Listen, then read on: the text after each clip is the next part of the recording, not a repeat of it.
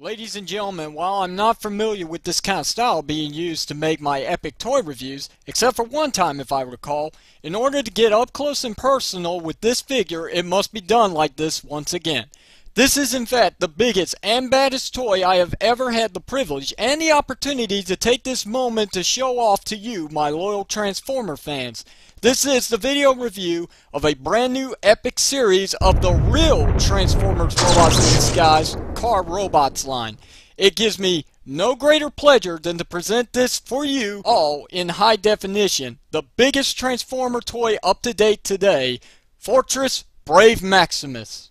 Brave Maximus, as I'm going to call him throughout this entire review, comes to you fully 100% complete with all his accessories, such as his instruction sheet that when flipped around turns into a scenery platform to lay your playset on in his city/base mode only. And while it's not the greatest design that Hasbro or Takara could have come up with, it makes for a nice add-on to your entire RID collection. Not great, but it will do. But talking about the instructions for this toy, while there's no reason for errors with the way the steps are given on this thing, my only real complaint would have to be the color chosen for this thing. Red?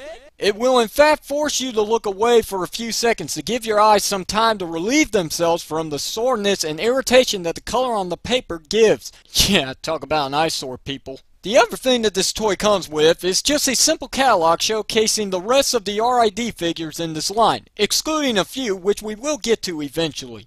On one side you have the heroic Autobots with Optimus Prime taking up most of the space, such a hog. And then on the back there lies Megatron and the Predacons, and last but not least, the Decepticons led by Scourge, not Nemesis Prime! As for the rest of the advertisement on both sides, what can I say? It's Japanese, that pretty much sums it up. Nothing more than filler, which of course, you will be hearing this word again very shortly. The final piece of resistance that is nothing more than just a thought-up for this toy, a tech spec card for Brave Maximus. For those who can read this thing, good for you. Feel free to leave it in the comments below, translated in good old proper English for the rest of us, please. Alright, with all this nonsense finally out of the way, let's talk about Brave Maximus, but starting off with his city/base mode. The base mode for Brave Maximus stands at a whopping 12 inches in height, 59 centimeters in length, and a grand addition of 14 inches in width. While it's not the standard size for a playset from a toy company that was in competition with other successors way back when, there is no doubting that this is and will be the only official playset known in the fabric of the Transformers universe. Like all playsets, there must be something special about it. Well, there is, and while it's not the size that counts for it, it's the fact that this mode is loaded with gimmicks and goodies, such as a real working elevator shaft with a spring-launching getaway ramp at the very top that works well for your world's smallest Transformer figures, or, of course, the RID Spy Changers. Plus, 2 more getaway ramps with their own sliders attached for hand-desired maximum speed launches. Even though the major RID toys are advertised on the box with this playset, for close to size accuracy, it's best recommended to leave this set to the Spy Changers alone. Or, for an even closer experience, how about Micro Machines? For other goodies and gimmicks for this mode are a rotating radar dish with a simple built-in hand dial that makes it easy to turn a 360, a Use Your Imagination Kitty's repair bay on the left side, and finally a solitary confinement prison cell for those nasty Decepticons who like to create trouble a lot on the right side. Transformation to Starship mode isn't such a hassle at all. It's simply fold up the side ramps and peg them in properly. Pull down the obvious legs of Brave Maximus, rotate them about 90 degrees and lay them flat with the side cannon properly positioned outward and straight on the left leg. Though it doesn't peg in anywhere, it's used by friction sadly. Finally, flatten out Brave's feet and that's it. There you have Starship mode, which is nothing more than just a filler mode. I mean really, does this look like a starship to anyone? Quite frankly honest, the only good thing about this mode is the fact that there is an open cockpit to place Cerebros inside to make it look as if he's taking control of Brave. And also not to forget that this mode does have actual working wheels that makes rolling this behemoth on solid ground or carpet a sure breeze. This is a standard to some Transformer toys today that is vacant, which shouldn't be at all. You hear me, Hasbro? Stop it with this f***ing nonsense. Ever heard the phrase roll out? Now it's time to take Brave Maximus to the Maximumus by simply flipping up the feet and standing Brave straight up, splitting the big tower in half and folding the two sides back and rotating the side ramp 180 degrees to reveal the arms. You have yourselves the body of Brave Maximus. But hang on, where's the head, you ask? Well, give me just 1 second and I'll explain. By pulling Cerebros from the cockpit of the tower, flipping up his legs, and revealing the face on his back, you have a simple-to-do headmaster. For the body assembly, when pulling the embassy from its storage compartment when in base mode, fold down the legs, push back the obvious arms, and flip out the hands underneath. There, we're done. Or are we?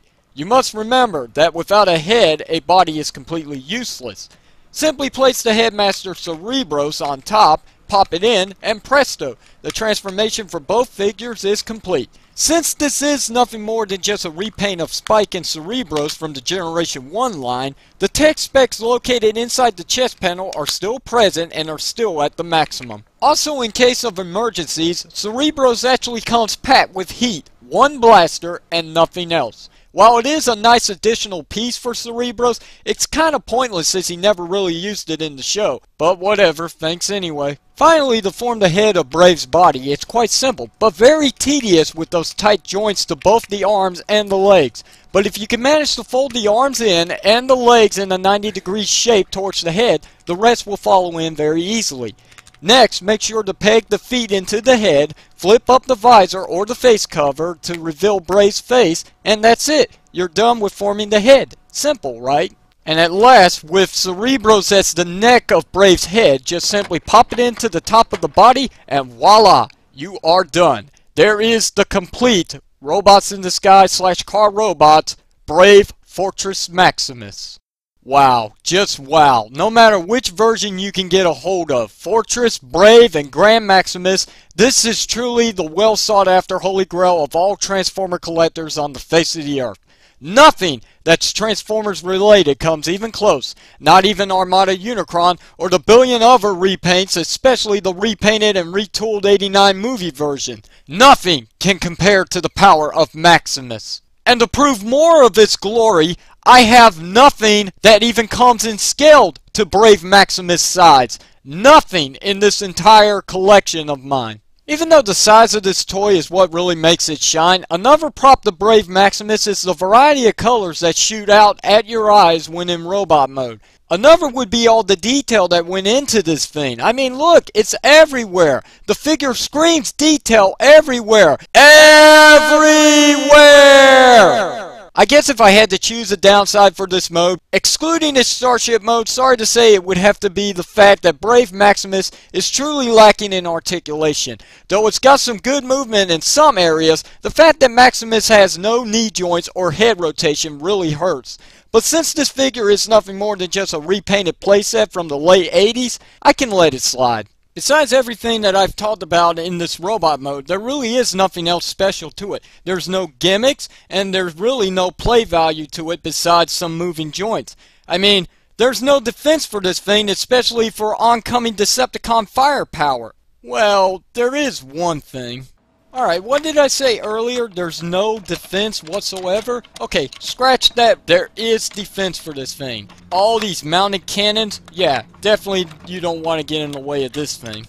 Even though Brave Maximus didn't come with the hand cannons that the original Fortress Maximus and Grand Maximus came along with, it really doesn't hurt this figure whatsoever, so there's really nothing to cry about. This thing is loaded to the teeth with mounted arm cannons, 2 barrel cannons on both sides of its ribs, and leg cannons. I mean, it's just everywhere. This thing is totally got defense put at the maximum. Both the Decepticons and the Predacons better watch themselves when this thing comes stomping around. Megatron, kiss your sorry butt goodbye. And so, with that out of the way, that is it, ladies and gentlemen. This is the end review of Transformers Robots in Disguise / Car Robots Fortress Brave Maximus. If you have any questions or comments, leave them down below and I will answer them when I get time. And until the next Robots in Disguise review, the real Transformers Robots in Disguise review series, this is Reddish Power signing out. Thank you very much for watching, guys, and I'll see you next time.